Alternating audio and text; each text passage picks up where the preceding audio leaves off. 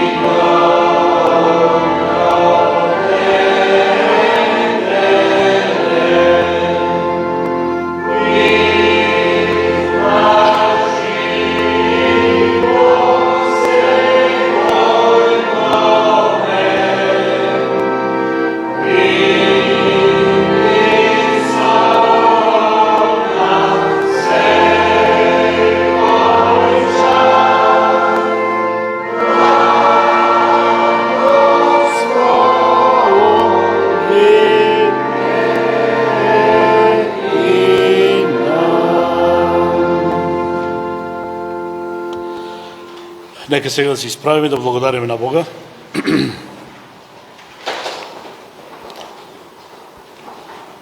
Татко наш небесен, и ова утро сме дојдени на ова место соберени во Твоето име, за да Ти одадеме слава и чест на Тебе. Господе, нека Твоето присуство биде овде помеѓу нас, исполнувај не со Твојот дух, исполнувај не со Твоето слово, исполнувај не со Твојата милост и љубов. Господе, да се чувствуваме така прекрасно во Твоето присуство, бидејќи само при Тебе можеме да го најдеме тој мир, таа радост, тоа спокојство, таа утеха и се што ни недостасува во овој свет. Господе, биди милостив кон нас, биди благ кон нас, бидејќи ние сме грешни, бидејќи ние често пати вршиме тоа што не е по Твојата волја, не ги исполнуваме Твоите заповеди, забораваме на Тебе и уште што ли не во нашиот живот правиме што е спротивно на Тебе. И затоа Те молиме да Ти се смилуваш над нас, да Ти се допреш до нас, да Ти не очистуваш, да нема нешто кое ќе биде пречка помеѓу нас и Тебе. Господе, ние и ова утро го бараме Твојот благослов преку Твоето слово, преку нашиот брат кој ќе зборува. Поучувај не, Господи, преку Твоето слово, охрабрувај не, ојачувај не и нахрани не, обнови ги нашите сили да можеме да живееме и во идната недела, да можеме, Господи, да Ти служиме, да можеме да го славиме Твоето име. Да бидеме сведоци за Тебе, да бидеме тие кои ќе зборуваме за Тебе, да можеме да ги повикуваме и другите, да доаѓаат при Тебе, Господе, да доаѓаат, да го најдат спасението, да го најдат мирот во Тебе. Господе, секој еден кој е овде присутен, да не биде изоставен, секој еден да биде исполнет, секој еден да биде охрабрен. Те молиме и за тие кои што слушаат, тие кои што се болни, и тие да добијат тој благослов, таа утеха од Тебе. Господе, Те молиме и за нашиот народ, смилувај се на нашиот народ, помогни му на нашиот народ да погледне кон Тебе, бидејќи само во Тебе е вистината и само во Тебе е избавувањето од секое зло. Нека е слава на Тебе, Господи. Во името на Исуса Христа Те молиме. Амин.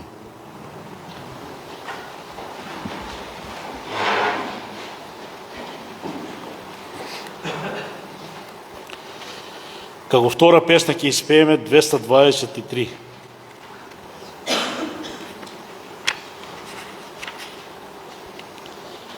Каков пријател е Исус? 223.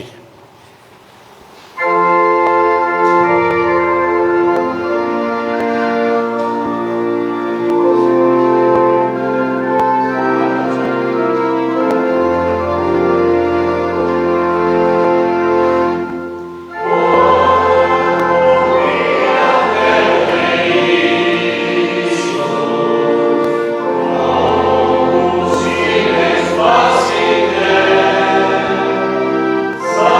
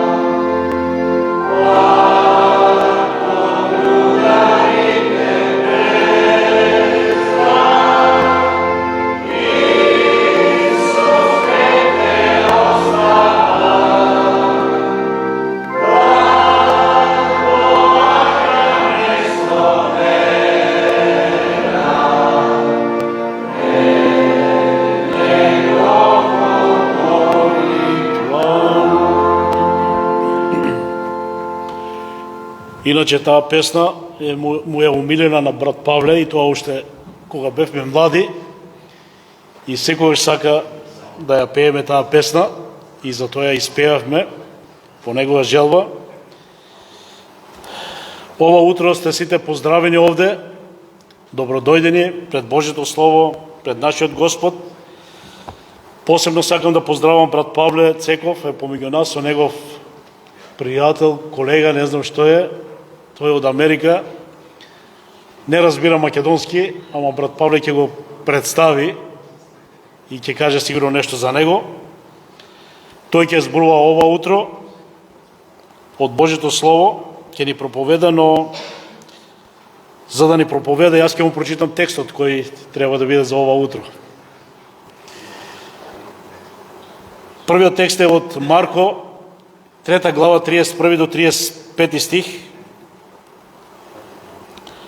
Евангелието од Марко, 3 глава, 31 до 35 стих и вели вака. Дојдоа кај мајка му и браќата негови, па стоејќи надвор почна да го викаат. Порачаа да го викнат. А околу него седеше народ и му рекоа: ете мајка ти и браќата твои и сестрите твои надвор се и те бараат. А тој им одговори велејќи: која е мојата мајка и кои се браќата мои? Па упатувајќи поглед кон оние што седеа околу него, рече: еве ги мојата мајка и моите браќа. Зашто оној кој ја исполнува волјата Божја, тој ми е брат и сестра и мајка. И вториот текст е од посланието до Солуњаните,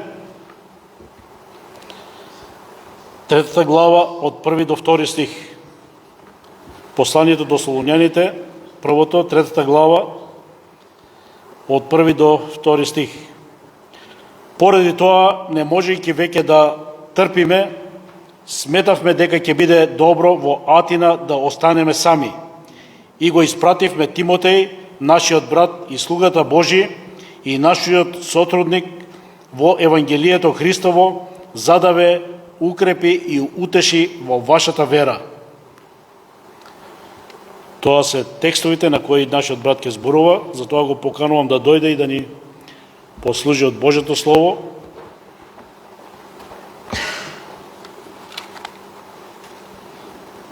А може некој поздрави ќе пренесе, не знам. Добро утро и Господ со сите вас, браќи и сестри. Јас сум тука дојден заедно со еден мој соработник и пријател кој доаѓа од Јужна Каролина, Крис Грант се вика, тој е бизнисмен, но еве после тие 50 години Господ му дава на срце да работи на мисијното дело како бизнисмен, а исто има големо срце за ширење на Евангелието.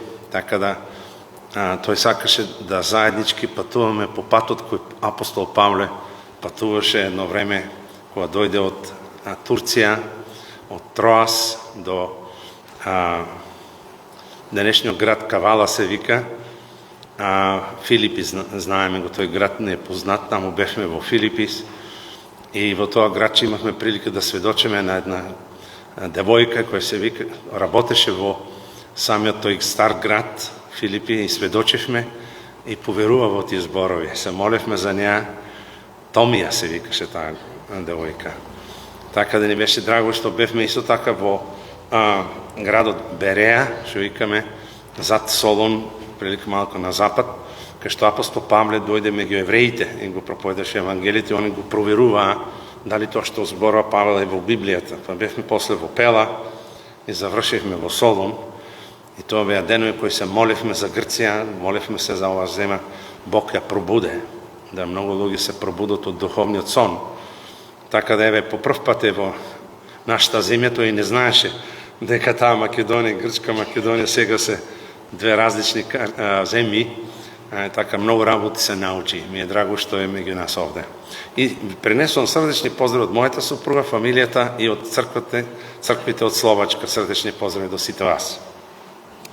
Браќи и сестри, бев инспириран недавно од еден брат кој дојде во Словачка и проповедуваше на темата слика, колку слики може да најдеме образци за Христовата црква. И бев изненаден, ја знаев дека има многу слики каква е Христовата црква, значи. Тој рече 80 различни слики или образци се употребени во Библијата да ја опишат каква е Христовата црква. Урови 80. И само сега јас бев инспириран од тоа и викам, ајде да погледнам една тема, малце подлабоко од тие 80 слики. И сликата беше дека ние сме духовна фамилија, или црквата е Божја фамилија. И гледате, во првиот текст кој брат Ване го прочита, дека кога праша Исус кој е твојот брат, кои се твоите сестри, тој рече, секој еден кој го слуша Божјето слово, го послушува, живее според него е мој брат, сестра, татко или мајка. И гледаме како Господ Исус Христос на крстот на Голгот умре и од сите нас, различни народи, ја ствара духовната или Божјата фамилија. Ние сме Божја фамилија, затоа се викаме брате, сестро, постарите браќа ги викаме татковци, нели, духовни и мајки. Еве зошто? Бидејќи ние сме духовна фамилија. И ова е многу длабока тема, само фамилијата има 11 до 12 различни работи, благослови кои ние ги доживуваме за тоа што сме Божја фамилија. Предност која ние имаме за тоа што сме дел од Божјата фамилија. И секоја характеристика или секој поент кој ќе го споменам денес од тие 10 работи може да биде посебна проповед. Но не сакам толку детално да одам, сакам општо да ги земам кои се тие принципи, кои се тие работи кои се предност за нас како Божи народ. Не само предност, благослов, би рекол исто, но исто така и одговорност за нас. Имаме предност, доживуваме благослови, но ќе бидеме одговорни ако така не живееме како што Библијата ни вели. Значи, рековме дека духовната фамилија е многу важна, но исто така како телесната фамилија. Тешко на тие луѓе кои слушам во војни, во суседна Украина, или доле во Израел, Палестина, кој некој ја изгубува целата фамилија. Тешко на тој. Да живееш во фамилија има и проблеми. Тоа е точно. Но да немаш фамилија, имаш уште поголеми проблеми. Потешко е да немаш фамилија. И затоа би сакал ова утро да кажем дека Исус ја ценеше фамилијата, па чак и кога тој сакаше да замине од ова земја, го погледна својот најблизок ученик, најумелениот ученик беше Јован, бидејќи спиеше на неговите гради. И Јован, и му рече на Јован, на ученикот рече, еве ти мајка. А жено, не ја нарече мамо, на Марија рече, жено, еве го твојот син. И од тогаш, од тој час, тамо ни се вели во Јован 19 глава, Јован ја прифати Марија како своја мајка, се грижеше за неа. И според црквената историја, таа живееше со Јован во Селчук, едно турско село во близината на Ефес. Може да замислите. Значи, стварно тој ја прифати неа и се грижеше како негова вистинска мајка. Значи, сакам да кажам дека Господ ја почитува фамилијата, уствари фамилијата е Божи продукт, Божи план, да не живееме осамени, да не живееме како поединци, него да живееме во фамилија, е Божи план, да се наполни земјата со Божи народ. А ѓаволот затоа многу ја напаѓа Христовата црква. Сака да ја раздели, сака да ја уништи. А исто така, кога зборувам за фамилијата, знаете, и телесните фамилии ја напаѓа ѓаволот, сака да ја уништи, но уште повеќе духовната фамилија, Господ Бог, да сака да ја уништи. Но не би сакал премногу да зборувам за важноста, бидејќи верувам дека сите вие знаете дека е многу важна фамилијата. И уште еднаш сакам да кажам, многу ја изгубија фамилијата, пуштајќи се во светски работи, и ја изгуба од фамилијата. Нека да си ја чуваме фамилијата, бидејќи тоа голем благослов, а уште повеќе пак и духовната фамилија. Еме да видиме кои се тие 10 предности и 10 благослови ако си дел во Божјата фамилија. А пред тоа да ги кажем уште една работа, сакам да кажам, дека никој природно не влегува во духовната фамилија. Телесно можеш да влезеш во фамилија, но духовната фамилија не е наследна. Не можеш наследно да влезеш. Во духовната фамилија нема паравнучиња или не знам какви внучиња. Или си син, или си керка. Значи не можеш да влезеш преку протекции во Божјата фамилија. Или природно, како што мислеа Израил, па нашиот татко Авраам, природно, он беше наш татко и ние сме Божи народ. И не е битно дали имат вера или немат вера. Не, браќи и сестри. Ако си дел, ако си влезен во...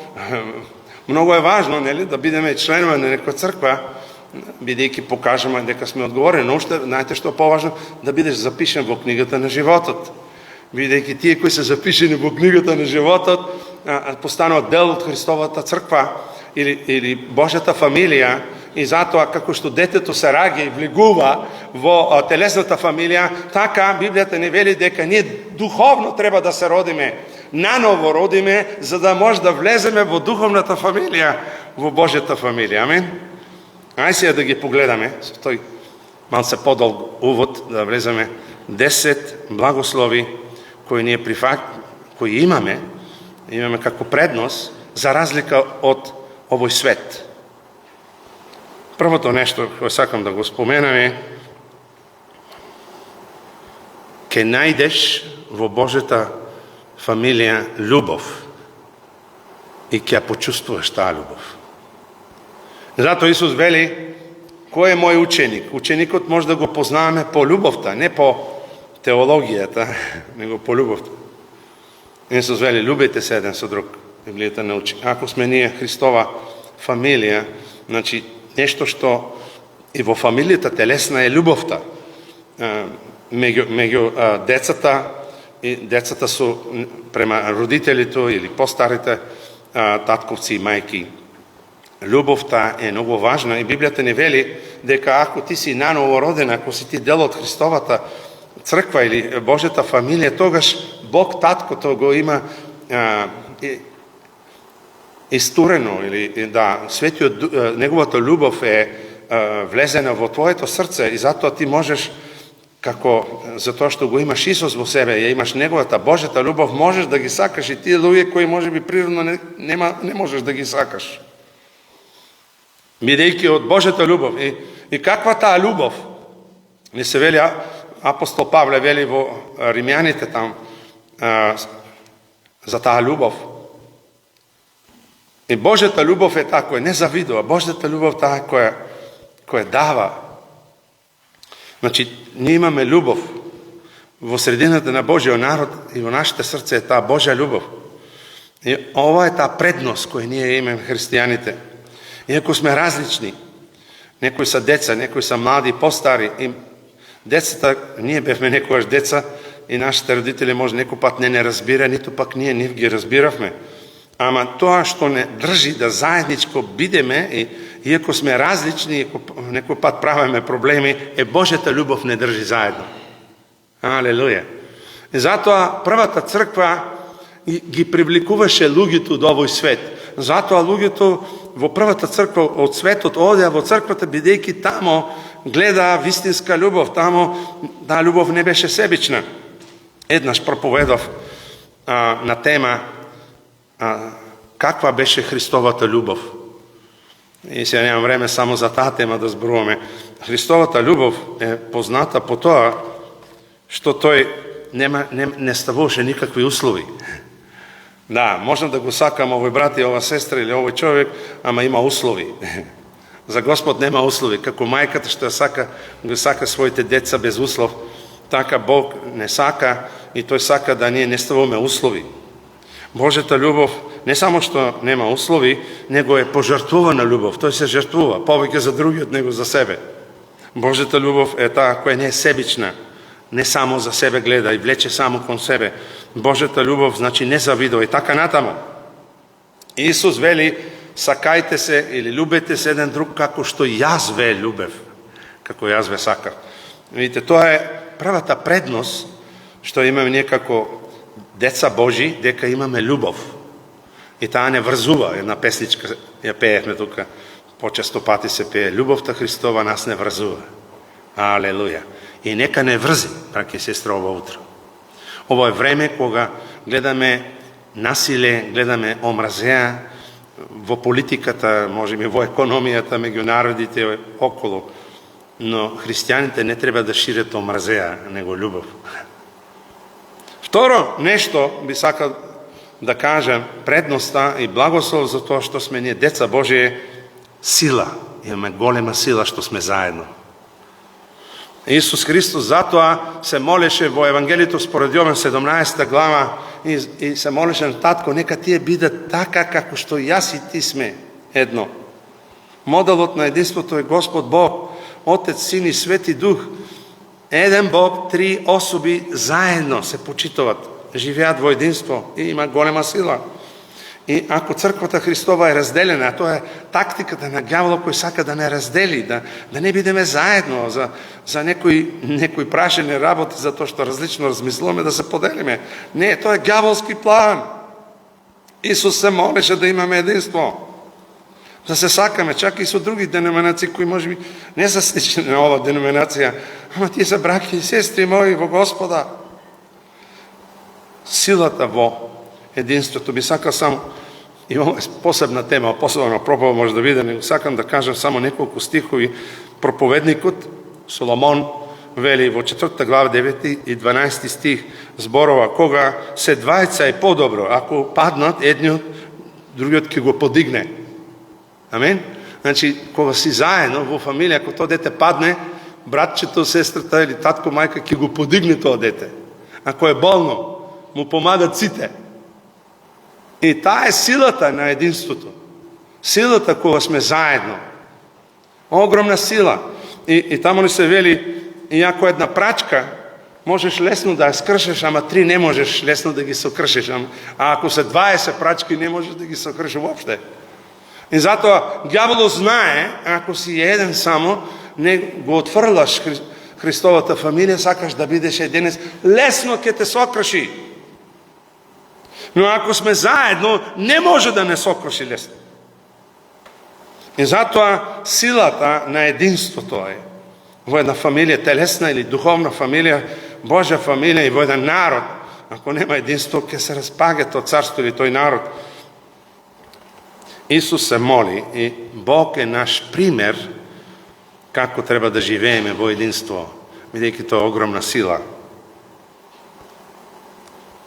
Трета предност или трет благослов за тоа што ние сме Христова фамилија или Божја фамилија, за тоа што имаме голема грижа. Амин? Така во телесната фамилија се грижиме еден со друг. Ни се вели во Дела апостолска 2 глава 42 и 45, првата црква меѓу себе се грижија, си помагаа, се грижија меѓу себе. И тоа ги привлекуваше и другите луѓе кои беа отврлени, кои никој не се грижеше за нив. Само да споменам во 6 глава Дела апостолски, тие вдовици малку почнаа да зборуват, никој не се грижи за нас. Одма апостолите рекоа, ајде да избереме ѓакони, дијакони, кои ќе се грижат за вдовиците. Во црквата во Рим, во 250 години после Исус Христос, знаете ли колку? Не, 1,5 вдовици били, се грижала црквата во Рим. Имале 40 старешини, повеќе од 100 луѓе кои гонеле нечисти духови. И таа црква била 50,000 членови во Рим, после 250 години, после Исус Христос. Значи, силата на таа црква. Еве, мојот син Самуел се врати од Кореја, таму беше една световна голема конференција и на таа конференција во Сол, Кореја, бил повикан градоначалникот на Сол.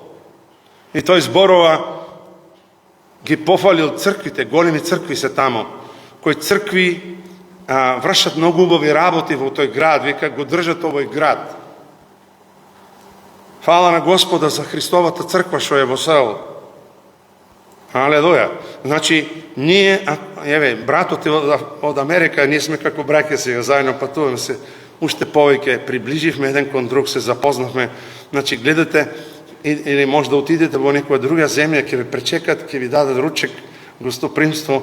Каква предност ние имаме верните, што сме деца Божии, што сме Божја фамилија.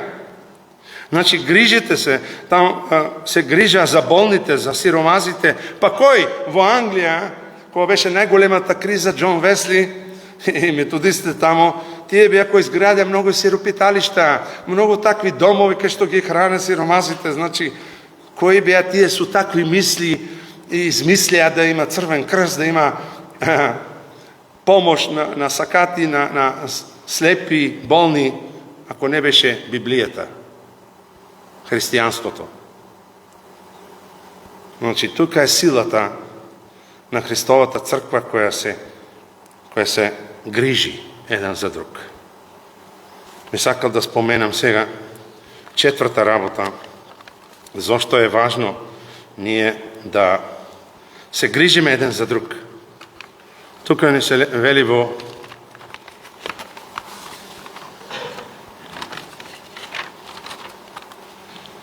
заштита. Четвртата предност или благослов за нас како духовна фамилија или Божја фамилија е што имаме, наоѓаме заштита. Како во фамилијата тоа мало дете, мајката и ко работи пази, гледа на дете. А се сеќавам во нашата фамилија како постариот наш син Самуел се грижеше за Давидко. 4 години разлика и мајка му мораше да оде нешто да направи, некои работи, сине, погледај го твоето братче. Амин. Не треба да бидеме како Каин, што рече, зар јас сум стражар на Абел? Да, стражар си. Ние треба да чуваме, да се чуваме еден со друг.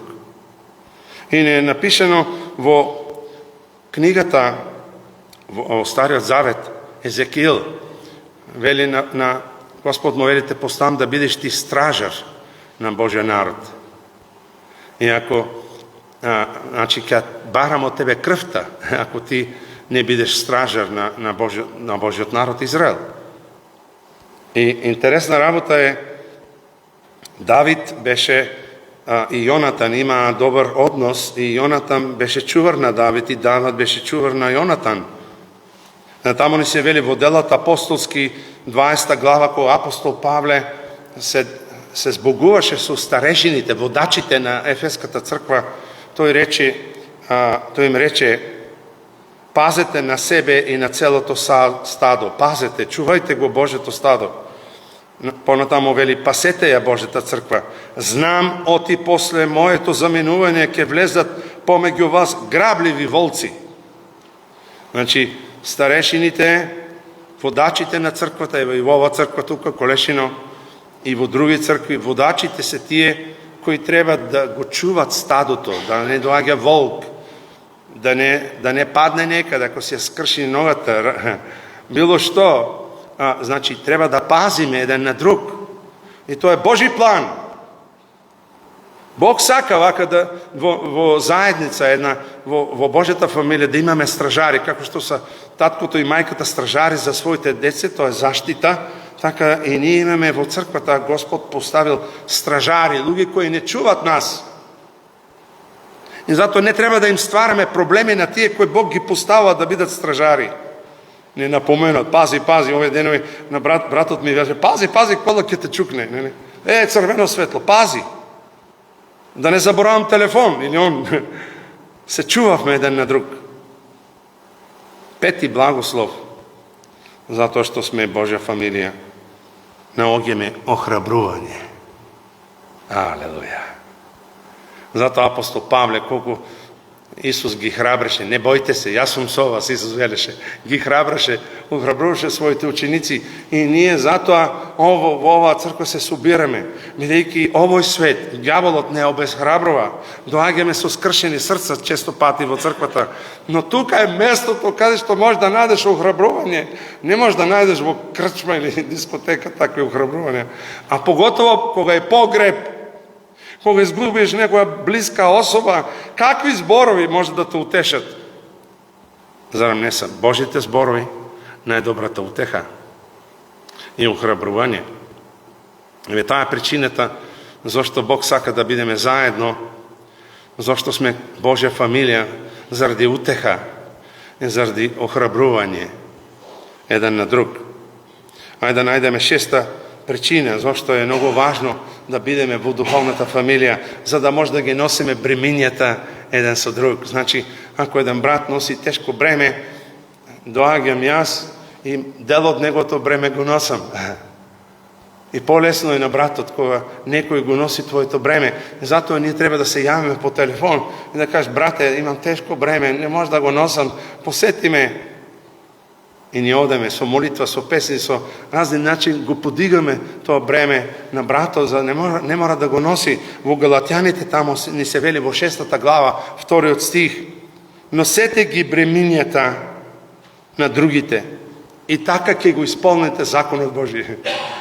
Значи, треба да ги носиме бремињата еден на друг. Тоа е предноста на Божиот народ, на Божјата фамилија. Во овој свет не можеш толку охрабрување и утехи да најдеш. Ајде да видиме која е седмата причина или благослов зашто е добро да бидеш во Божја фамилија, но истовремено и одговорност да најдеме радост. Во една фамилија која ќе се дојде мало детенце, бебе, цела фамилија се радува.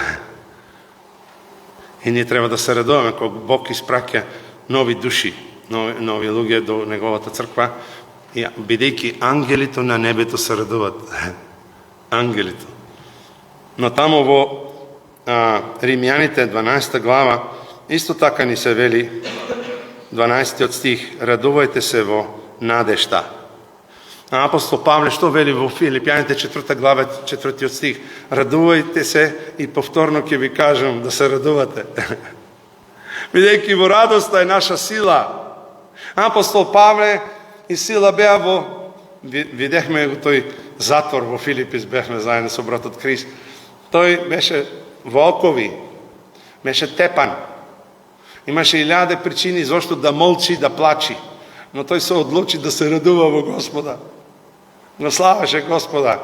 Со песни се радуваше. Видите, браќа сестри, тоа е силата на нас христијаните. Ти можеш во средина на проблеми да се радуваш. И тоа е заради плодот на Светиот Дух.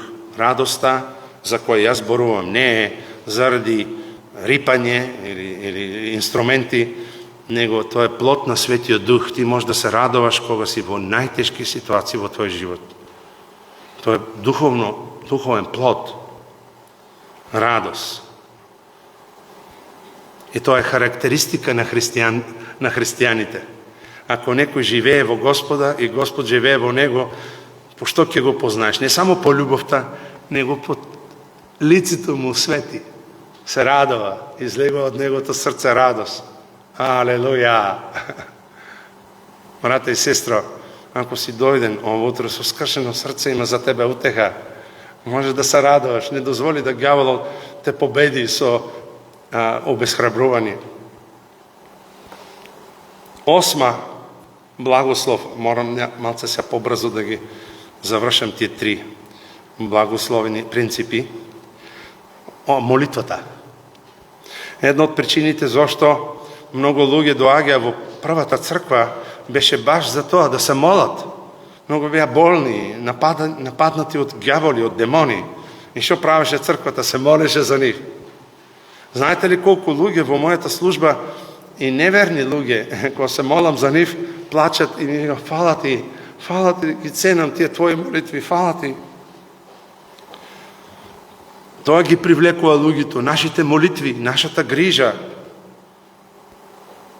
Аз се сеќавам кога бевме поминам преку собраќање несреќа, го изгубивме првородениот син, потоа и керка изгубивме.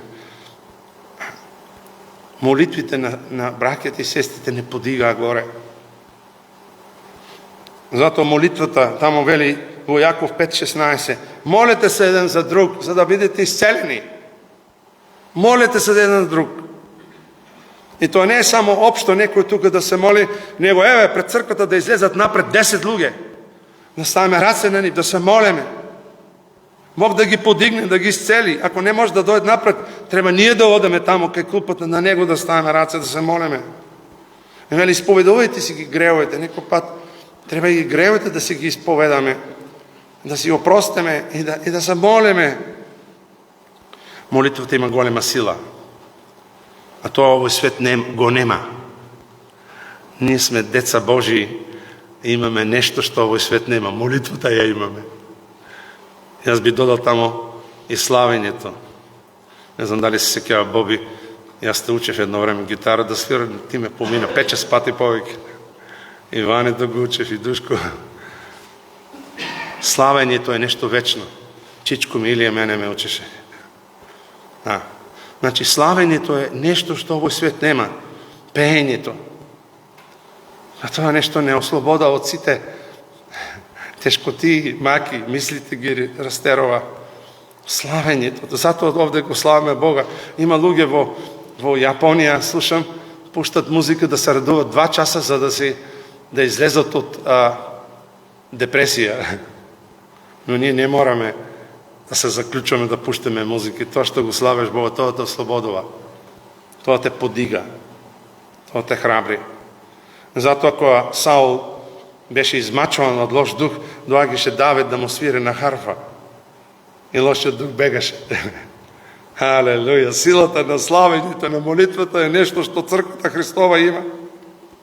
И последно, аз веќе споменав 9 опростувањето. Овој свет до 3 пати ќе ти опрости, после ќе те ликвидира.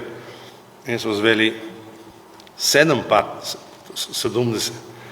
Но, што значи безбројно да си опростуваме. И зато тие војни се таму, ако не си опростат, ако не попуштат, значи ќе се дотепат. Но Исус нас не учи како да излезеш од тие работи и да опростиш на другите. И последна работа, со тоа заклучувам, времето помина, а тоа е фамилијата има мисија, има послание. Дали е во ред да живеат 30 генерации заедно?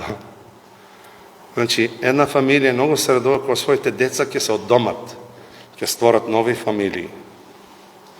Значи, Исус сака да ние се размножиме, да створаме нови фамилии во градови и села кај што нема Божја фамилии. Амен? Тоа е Божјата волја. Јас се кавам Ването како ние се молевме тука за селата во Струмичко. Има многу струмички села кај што нема Божји фамилии.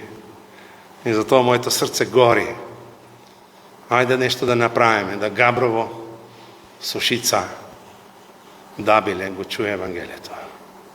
Немој да ствараме од црквата за себе, како клуб само за мене.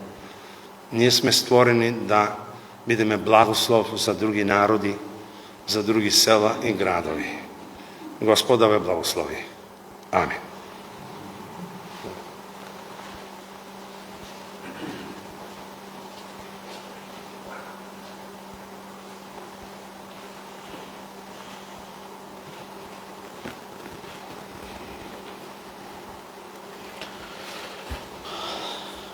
Благодарам на брат Павле за словото.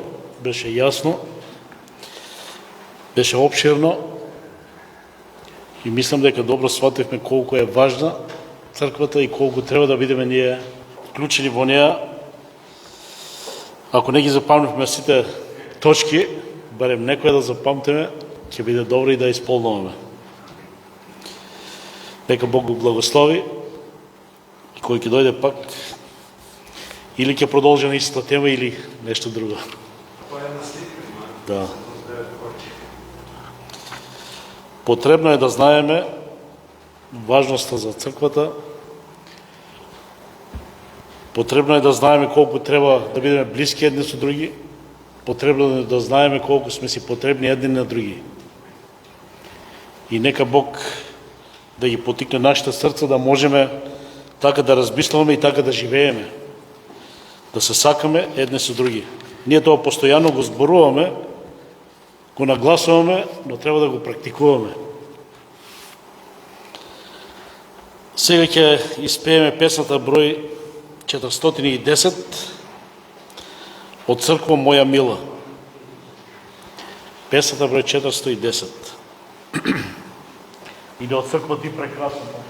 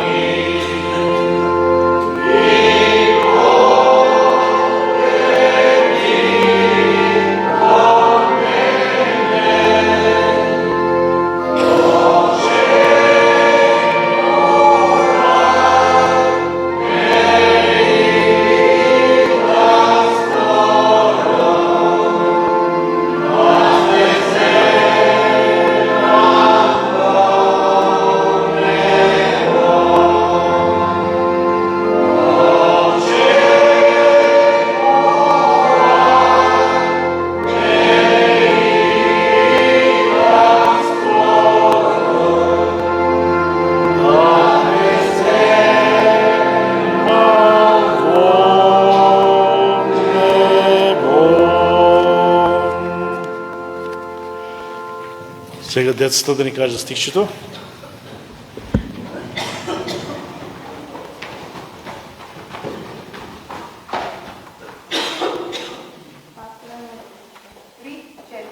Бог ни е нам прибежище и сила, помощник на всеки, който помага ни се на него.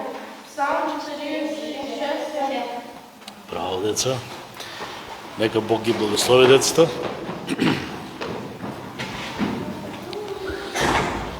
Сега ќе се изправиме за молитва, брат Павли ќе не води молитва. После ќе испееме песната број 1 и благословот ќе биде.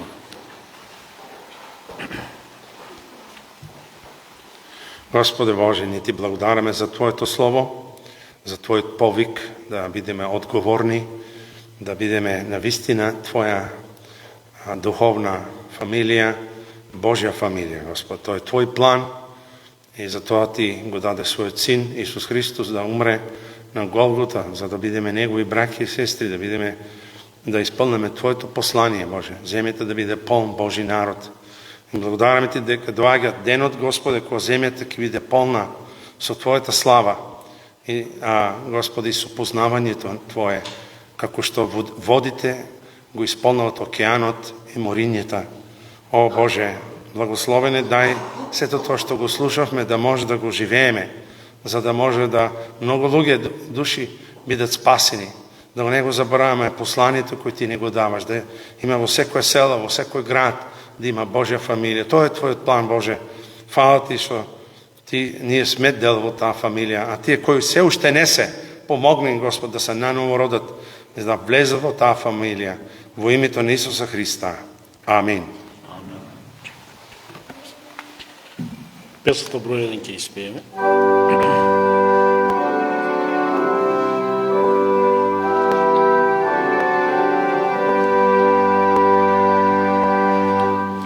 Со песни на благодарност го славиме Бог Отецот и Синот и Светиот Дух, единствен Бог во три лица.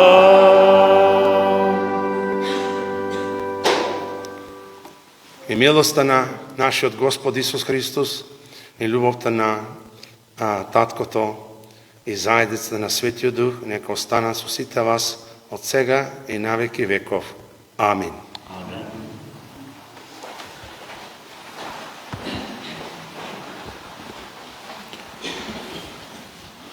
Ние веќе привршуваме со службата, само сакам да им посакам добар пат, Бог да ги води по патот, да стигнат на своите места и да ги носат нашите поздрави таму каде што ќе стигнат.